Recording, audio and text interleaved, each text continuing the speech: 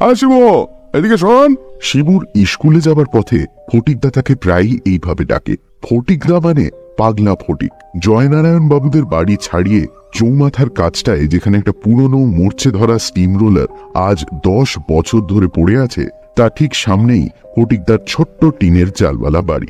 অষ্টপ্রহর দাওয়ায় বসে কি যে খুটুর কাজ করে ফটিকদা, তা ওই জানে। শিবু শুধু জানে ফটিকদা খুব গরিব, আর লোকে বলে যে এককালে খুব বেশি পড়াশোনা করেই ফটিক পাগল হয়ে গেছে। শিবুর কিন্তু তার একটা কথা শুনে মনে হয় যে তার মতো বুদ্ধিমান লোক কমই আছে। তবে এটা ঠিক যে ফটিকদার বেশিরভাগ কথাই আজগুবি আর পাগলাটে। আরে কাল চাঁদের পাশটা লক্ষ্য করেছিলি? মা দিকটা কেমন একটা সিংহের মতো বেরিয়েছিল।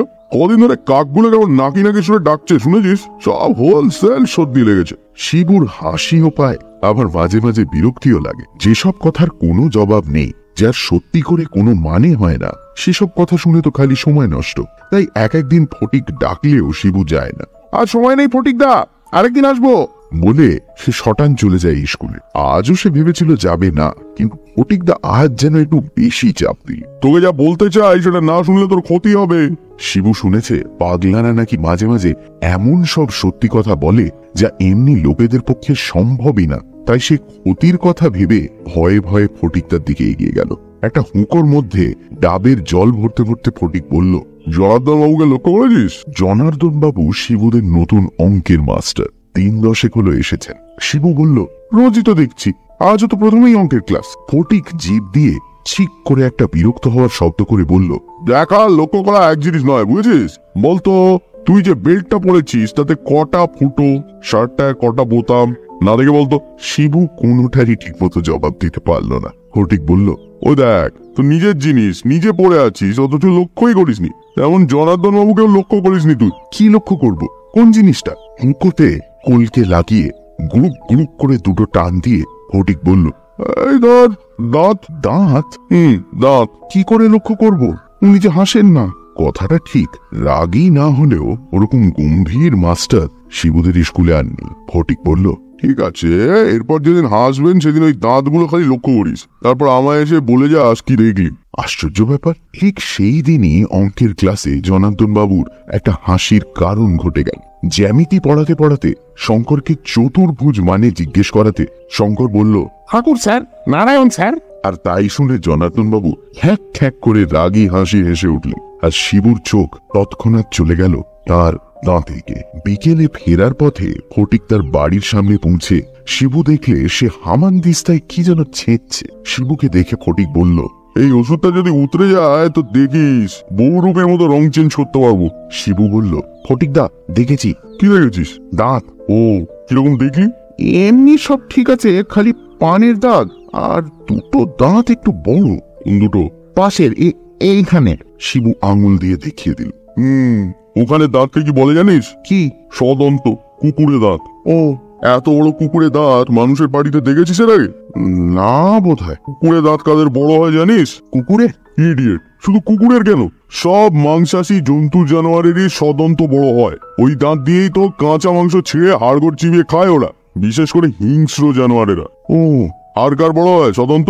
শিবু আকাশ পাতাল ভাবতে লাগলো। আর কার হবে আবার? মানুষ আর জন্তু জানোয়ার, এছাড়া দাঁতওয়ালা জিনিস আর আছেই বা কি? ফটিকদা তার হামানদিস্তায় একটা আখরোট আর এক চিমটে কালো জিরে ফেলে দিয়ে বলল, জানিস না তো, রাক্ষস। রাক্ষস? রাক্ষসের সঙ্গে জনার্দন বাবুর কি? আর আজকের দিনে রাক্ষসের কথা কেন? সে তো ছিল রূপকথার বইয়ের পাতার মধ্যে। রাক্ষস খক্ষসের গল্প তো শিবু কত শুনেছে, পড়েছে। তাদের মূলোর মতো দাঁত, কুলোর মতো। শিবু চমকে, কুলোর মতো পিঠ। জনার্দন বাবুর তা তো ঠিক ছেলে নয়, কেমন যেন কুঁজো কুঁজো কুলো কুলো ভাব। শিবু কাকে যেন বলতে শুনেছে যে জনার্দন বাবুর বাতের রোগ, তাই পিঠ টেনে চলতে পারেন না। মূলোর মতো দাঁত, কুলোর মতো পিঠ, আর যেন কি হয় রাক্ষসের? আর ভাটার মতো চোখ। জনার্দন বাবুর চোখ কি শিবু লক্ষ্য করেছে? না, করেনি। করা সম্ভব নয়, কারণ জনার্দন বাবু চশমা পরেন, আর সে চশমার কাঁচ ঘোলাটে। চোখের রং লাল কি বেগনি কি সবুজ তা বোঝার কোনো উপায় নেই। শিবু অঙ্কেতে খুব ভালো, লসাগু গসাগু সিঁড়ি ভাঙা বুদ্ধির অঙ্ক কোনোটাতেই সে ঠেকে না। অন্তত কিছুদিন আগে অবধি সে ঠিক প্যারিচরণ বাবু যখন অঙ্কের মাস্টার ছিলেন তখন তো রোজ সে 10-এ 10 পেত। কিন্তু এই দুদিন থেকে শিবুর একটু গন্ডগোল। কাল সে মনের জোরে অনেকটা সামলে নিয়েছিল নিজে। সকালে ঘুম থেকে উঠেই সে মনে মনে বলতে আরম্ভ করেছিল, রাক্ষস হতে পারে না, মানুষ রাক্ষস হয় না, আগে হলো এখন হয় না। জনার্দন বাবু রাক্ষস নয়, জনার্দন বাবু মানুষ। ক্লাসে বসে বসেও সে মনে মনে এই কথাগুলো আওড়াচ্ছিল। এমন সময় একটা ব্যাপার হয়ে গেল। জনার্দন বাবু ব্ল্যাকবোর্ডে একটা অঙ্ক লিখেই কেমন জানি অন্যমনস্ক হয়ে তার চশমাটা খুলে সেটা চাদরের খুঁট দিয়ে মুছতে লাগলেন। আর ঠিক সেই সময় তার সঙ্গে শিবুর চোখাচোখি হয়ে গেল। শিবু যা দেখলো তাতে তার হাত পা ঠান্ডা হয়ে গেল। জনার্দন বাবুর চোখের রং সাদা নয়, সেটা লাল, টকটকে লাল, পল্টুর পেন্সিলের মতো লাল। এটা দেখার পর শিবুর পর পর 3টে অঙ্ক ভুল হয়ে গেল। এমনিতেই শিবু ছুটির পরে সোজা বাড়ি ফেরে না। সে প্রথমে যায় মিত্তিরদের বাগানে। ছাতিম গাছটার গুঁড়ির আশপাশটায় যে লজ্জাবতী গাছগুলো আছে সেগুলোর প্রত্যেকটাকে সে আঙুলের টোকা মেরে মেরে ঘুম পাড়ায়। তারপর সে যায় সরল দিঘির পাড়ে। দিঘির জলে রোজ সে খোলামকুচি দিয়ে ব্যাংবাজি করে। 7বারের বেশি লাভ খাইয়ে যদি খোলামকুচি ওপারে পৌঁছতে পারে তবেই সে হরেনের রেকর্ড ব্রেক করবে। সরল দিঘির পরেই ইট খোলার মাঠ। সেখানে থরে থরে কোনাকুনি ভাবে মাঠ পেরিয়ে বাড়ির খিড়কি দরজায় এসে পৌঁছয়। আজ সে মিত্তিরদের বাগানে এসে দেখলো লজ্জাবতী লতাগুলো নিতিয়ে পড়ে আছে। এরকম হলো কেন? কেউ কি হেঁটে গেছে লতাগুলোর ওপর দিয়ে? এ পথে তো বড় একটা কেউ আসেন। শিবুর আর ইচ্ছে করল না বাগানে থাকতে। কেমন যেন একটা থমথমে ছমছমে ভাব। সন্ধ্যেটা যেন আজ একটু তাড়াতাড়ি ঘনিয়ে আসছে। কাকগুলো কি রোজই এত চেঁচায়, না আজ কোনো কারণে ভয় পেয়েছে? সরল দিঘির পাড়ে বইগুলো হাত থেকে নামিয়ে রেখেই শিবুর মনে হলো আজ আর ব্যাংবাজি করা উচিত হবে না। আজ বেশিক্ষণ বাইরে থাকাই আর উচিত নয়। থাকলে হয়তো বিপদ হবে। একটা বিরাট কি যেন মাছ দিঘির মাঝখানে ঘাই মেরে খপাত করে ডুবে গেল। শিবু বইগুলো হাতে তুলে নিয়ে ওপারের অশ্বত্থ গাছটায় পাদুরগুলি ঝুলে গাছটা একেবারে কালো করে দিয়েছে। একটু পরেই ওদের ওড়ার সময় হবে। ফটিকদা বলেছে পাদুর মাথায় কেন রক্ত ওঠে না সেটা একদিন বুঝিয়ে দেবে। জামরুল গাছটা পেছনের ঝোপটার থেকে একটা তক্ষক ডেকে উঠল, খোকুস খোকুস খোকুস। শিবু বাড়ির দিকে রওনা দিল। ইট খোলার কাছাকাছি আসতেই সে দেখতে পেল জনার্দন বাবু। ইটের পাঁজাগুলোর হাত পিষে দূরেই একটা কুল গাছ, তার পাশেই দুটো ছাগল ছানা খেলা করছে।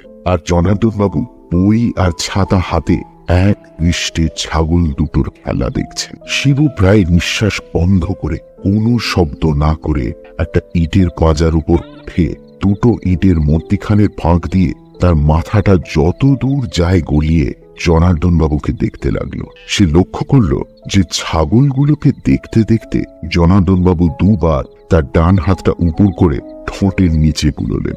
জিভ দিয়ে জল না পড়লে মানুষ কখনো ওভাবে ঠোঁটের নিচটা মুছে।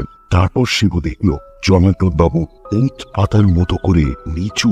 তারপর হঠাৎ হাত থেকে বই ছাতা ফেলে দিয়ে খপ করে একটা ছাগলের বাচ্চাকে চাপটে ধরে কোলে তুলে নিল।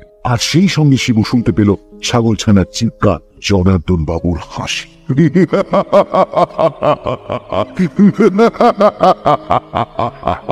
শিবু এক লাফে ইটের পাঁজা থেকে নেমে আর এক লাফে আর একটা পাঁজা টপকাতে গিয়ে হুঁচট খেয়ে চিৎপট। কে ওখানে? কোনো মতে নিজেকে সামলে নিয়ে উঠতে গিয়ে শিবু দেখে জনার্দন বাবু হাত থেকে ছাগল নামিয়ে কাজ দিকে এগিয়ে আসছেন। কে শিবরাম? চোট পেয়েছ নাকি? ওখানে কি করছিলে?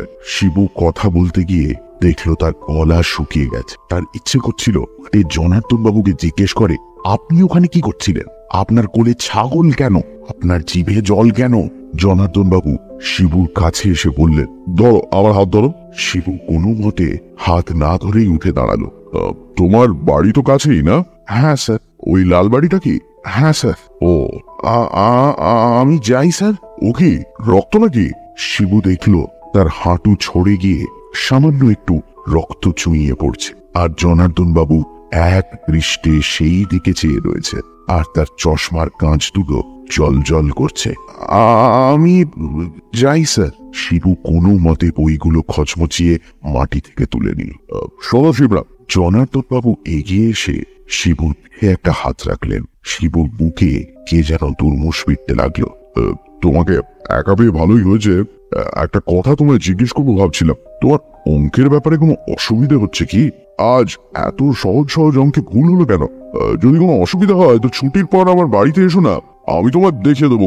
অঙ্কেতে যে ফুল মার্কস পাওয়া যায়, পরীক্ষায় ভালো করতে হলে অঙ্কে তো ভালো করতেই হবে। তুমি আসবে আমার বাড়ি? শিবু কোনো মতে দুপা পিছিয়ে জনার্দন বাবুর হাত পিঠ থেকে সরিয়ে নিয়ে ঢোক গিলে বলল, না স্যার, আমি নিজেই পারবো স্যার। কালই ঠিক হয়ে যাবে। বেশ, তবে অসুবিধা হলে বলো। আর আমাকে এত ভয় পেও না। এত ভয় পাও কেন? আমি রাক্ষস যে কামড়ে দেবো? হ্যাঁ?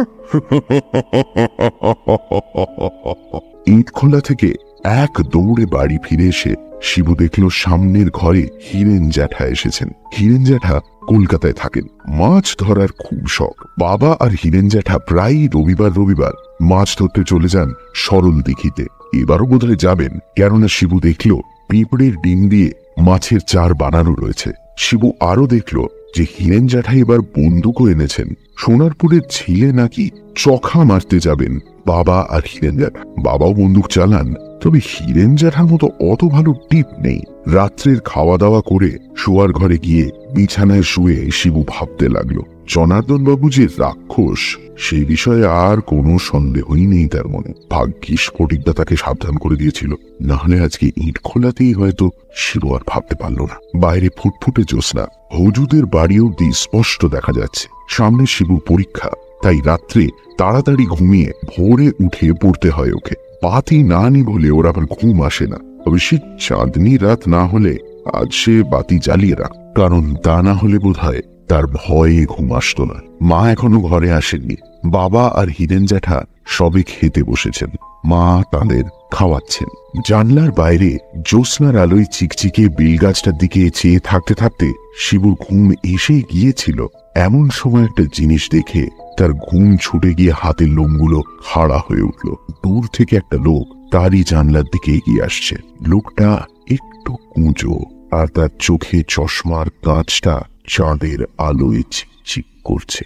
জনার্দন বাবু। শিবুর গলা আবার শুকিয়ে এলো। জনার্দন বাবু পা টিপে টিপে বেলগাছটা পেরিয়ে ক্রমশ তার জানলার খুব কাছে এসে দাঁড়ালেন। শিবু তার পাশ বালিশটা শক্ত করে আঁকড়ে ধরল। কিছুক্ষণ এদিক ওদিক চেয়ে ইতস্তত করে জনার্দন বাবু ডেকে উঠলেন, শিবরাম আছো? এ কি গলাটা এমন খোনা কেন জনার্দন বাবু? রাত্রিরে কি তার রাক্ষসী ভাবটা আরো বেড়ে যায়? আবার ডাকেল, শিবরাম। এবার শিবুর মা দাওয়া থেকে বলে উঠলেন, শিবু, ও শিবু, বাইরে কি ডাকছে যে? এর মধ্যে ঘুমিয়ে পড়লি নাকি? জনার্দন বাবু জানলা থেকে অদৃশ্য হয়ে গেলেন। মিনিট খানিক পরে শিবু তার গলা শুনতে পেল।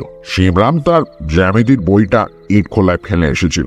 কাল আবার রবিবার তো স্কুলে দেখা হবে না, ও তো আবার সকালে উঠে পড়বে, তাই। তারপর কিছুক্ষণ বিড় বিড় ফিস ফিস কি কথা হলো শিবু শুনতে পেল না। শুধু শেষটায় শুনল বাবার কথা। হ্যাঁ, তা যদি বলেন সে তো ভালোই। আপনার ওখানেই না হয় পাঠিয়ে দেব। হ্যাঁ, কাল থেকে। শিবুর ঠোঁট নড়ল না, গলা দিয়ে আওয়াজ বেরোল না, কিন্তু তার মন চিৎকার করে বলতে লাগলো, না না না, আমি যাব না, কিছুতেই না। তোমরা কিছু জানো না, ওই যে রাক্ষস পেলে আমায় চেয়ে ফেলবেন। পরদিন রবিবার হলেও শিবু সকালেই চলে গেল ফটিকদার বাড়িতে। কত কি যে বলার আছে তার ফটিকদাকে। ফটিকদা তাকে দেখে বলল, স্বাগতম। তোর বাড়ির কাছে ফণি মঞ্চ আছে না? আমার কিছু এনে দিস তো, দা দিয়ে কেটে। একটা নতুন রান্না মাথায় এসেছে। শিবু ধরা গলায় বলল, ফটিকদা কে? তুমি যে বলেছিলে না জনার্দন বাবু রাক্ষস। কে বললো? তুমি তো বললে। মোটেই না, তুই আমার কথাগুলো লক্ষ্য করিস। কেন? আমি বললাম তুই জনার্দন বাবুর দাঁতগুলো লক্ষ্য করিস। তারপর তুই এসে বললি তার কুকুর দাঁতগুলো বড় বড়। তারপর আমি বললাম ওরকম কুকুর দাঁত রাক্ষসের হয় বলে শুনেছি। তার মানে কি জনার্দন বাবু রাক্ষস? তাহলে উনি রাক্ষস নন? তা তো বলিনি। তবে? ফটিকদা তাওয়া থেকে উঠে একটা মস্ত হাই তুলে বলল, তো জ্যাঠাকে যেন দেখলাম আজ মাছ ধরতে এসেছেন বুঝি? শিব দিয়ে বাঘ ধরেছিলেন একবার ম্যাকাডি সাহেব, সে গল্প জানিস? শিবু মরিয়া হয়ে বলে উঠল, ফটিকদা কি আজে বাজে বকছো তুমি? এদিকে জনার্দন বাবু যে সত্যি রাক্ষস, আমি জানি তিনি রাক্ষস। আমি অনেক কিছু দেখেছি আর শুনেছি। তারপর শিবু গত দুদিনের ঘটনা ফটিককে বলল। ফটিক সব শুনে টুনে গম্ভীর ভাবে মাথা নেড়ে বলল, তা তুই এ ব্যাপারে কি করবি, কিছু ঠিক করেছিস? তুমি বলে দাও না ফটিকদা, তুমি তো সব জানো। ফটিক মাথা হেঁট করে ভাবতে লাগলো। শিবু ফাঁক পেয়ে বলল, আমার বাড়িতে এখন একটা বন্দুক আছে। ফটিক দাঁত খিচিয়ে উঠল। তোর আমার বুদ্ধি, বন্দুক আছে কি হয়েছে? বন্দুক দিয়ে রাক্ষস মারবি? গুলি রিবাউন্ড করে এসে যে মারছে তার গায়ে লাগবে, তাই বুঝি? আগে হ্যাঁ, বুক সুন্দর। তাহলে? শিবুর গলা মিহি হয়ে আসছিল। তাহলে কি হবে ফটিকদা? আমাকে যে আবার বাবা আজ থেকে? না বকিসনি, বকে বকে কানে চিনি নাড়িয়ে দিই। প্রায় 2 মিনিট ভাবার পর ফটিক শিবুর দিকে ফিরে বলল, যেতেই হবে। কোথায়? জনার্দন বাবুর বাড়ি। সে কি? ওর কুষ্ঠিটা জানতে হবে। আমি এখনো শিওর নই, কুষ্টি দেখলে সব বেরিয়ে যাবে। বাক্স ব্যাটরা ঘাটলে কুষ্টিটা বেরোবে নিশ্চয়ই। কিন্তু তুই দাম আগে প্ল্যানটা শোন। আমরা দুজনে যাবো দুপুর বেলা। আজ রোববার, লোকটা বাড়ি থাকবে। তুই বাড়ির পিছন দিকটা গিয়ে জনার্দন বাবুকে ডাকবি। বাইরে এলে বলবি অঙ্ক বুঝতে এসেছিস। তারপর 2-1 আজে বাজে বকে লোকটাকে আটকে রেখে দিবি। আমি সেই ফাঁকে বাড়ির সামনের দিক দিয়ে ভিতরে গিয়ে কুষ্টিটা বের করে নিয়ে আসবো। তারপর তুই এদিক দিয়ে পালাবি, আমি ওদিক দিয়ে পালাবো, বাস। তারপর শিবুর যে প্ল্যানটা খুব ভালো লেগেছিল তা নয়, কিন্তু ফটিকদার উপর নির্ভর করা ছাড়া তো আর কোনো রাস্তাই নেই। তারপর তুই বিকেলে আবার আমার বাড়ি আসবি। আমি ততক্ষণ কুষ্টিটা দেখে কিছু পুরনো পুঁথিপত্র ঘেটে একেবারে রেডি থাকবো। যদি দেখি জনার্দন বাবু সত্যি রাক্ষস, তাহলে তার ব্যবস্থা আমার জানা আছে, তুই ঘাবড়াস না। আর যদি দেখি রাক্ষস নয়, তাহলে তার ভাববার কিছুই নেই। ফটিকদা বলেছিল দুপুরে বেরোবে। শিবু তাই খাওয়া দাওয়া করে গিয়ে ফটিকের বাড়ি হাজির হলো। মিনিট 5 পর ফটিকদা বেরিয়ে এসে বলল, হুলোটার আমার নস্যির বাতি আছে, ঝামেলা কি কম। শিবু লক্ষ্য করলো ফটিকদার হাতে এক জোড়া ছেঁড়া চামড়ার দস্তানা আর একটা সাইকেলের ঘন্টা। ঘন্টাটা সে শিবুর হাতে দিয়ে বলল, এটা তুই রাখ, বিপদ হলে বাজাস, আমি এসে তোকে বাঁচাও। পাড়ার একেবারে শেষ মাথায় দোল গোবিন্দ বাবুদের বাড়ির পরেই জনার্দন মাস্টারের বাড়ি। একা মানুষ, বাড়িতে চাকর পর্যন্ত নেই। বাইরে থেকে বাড়িতে যে একটা রাক্ষস আছে সেটা বোঝবার কোনো উপায় নেই। কিছুটা রাস্তা বাকি থাকতেই শিবু আর ফটিকদা আলাদা হয়ে গেল। বাড়ির পিছনে পৌঁছে শিবু বুঝলো যে তার আবার গলা শুকিয়ে আসছে। জনার্দন বাবুকে ডাকতে গিয়ে তার যদি গলা দিয়ে আওয়াজ না বেরোয়, বাড়ির পেছনে পাঁচিল, তার গায়ে একটা দরজা, আর দরজার কাছেই একটা পেয়ারা গাছ। গাছের আশপাশ আগাছার জঙ্গলে ভরা। শিবু পা টিপে টিপে এগিয়ে গেল। আর বেশি দেরি করলে কিন্তু ওদিকে ফটিকদার সব ভণ্ডুল হয়ে যাবে। আর একটু বেশি সাহস পাওয়ার জন্য শিবু পেয়ারা গাছে একটা হাত দিয়ে ভর করে মাস্টার মশাই বলে ডাকতে যাবে, এমন সময় একটা খচমচ শব্দ পেয়ে সে চমকে নিচের দিকে চেয়ে দেখে একটা কালভৈরবী লতার ছোপের ভেতর একটা গিরগিটি চলে গেল। আর গিরগিটিটা যেখান দিয়ে গেল তার ঠিক পাশেই সাদা সাদা কি যেন পড়ে রয়েছে। একটা বাঁশের কঞ্চি দিয়ে ঝোপটাকে ফাঁক করতেই শিবু দেখল, সর্বনাশ, এই যে হাড়, জন্তুর হাড়। কি জন্তু? বিড়াল না কুকুর না ছাগল? কি দেখছো মানে শিবরাম? শিবুর শির দাঁড়ায় একটা বিদ্যুৎ খেলে গেল। সে পিছন ফিরে দেখল জনার্দন বাবু খিড়কি দরজা ফাঁক করে গলা বাড়িয়ে তার দিকে অদ্ভুত ভাবে চেয়ে আছেন। কিছু হারিয়েছ নাকি? না স্যার, আমি। তুমি কি আমার কাছেই আসছিলে? তাহলে পিছনের দরজা দিয়ে কেন? এসো ভেতরে এসো। শিবু পিছতে গিয়ে দেখলো তার একটা পা লতায় জড়িয়ে গেছে। আমার আবার কাল থেকে একটু সর্দি জ্বর হয়েছে। রাত্রে আবার তোমার বাড়ি গেলাম তো, তুমি তো আমার ঘুমোচ্ছিলে। শিবুর এত তাড়াতাড়ি বানানো চলবে না, ওদিকে ফটিকদার যে কাজই শেষ হবে না। মাঝখান থেকে হয়তো সে ধরাই পড়ে যাবে। একবার মনে হলো ঘন্টাটা বাজাবে, তারপর মনে হলো এখনো তো সত্যি করে বিপদ কিছু হয়নি, ফটিকদা হয়তো রেগেই যাবে। কিছু হয় কি দেখছিলে বলতো? শিবু চট করে কোনো উত্তর পেল না। জনার্দন বাবু এগিয়ে এসে বললেন, না যাওয়াই ভালো। মূল কুকুরটা কোথায় বাঁশের হাড় গোনে ফেলে রোখা। একবার ভাবি ধমক দেবো, কিন্তু পারি না। আমার আবার জন্তু জানোয়ার ভীষণ ভালো লাগে কিনা।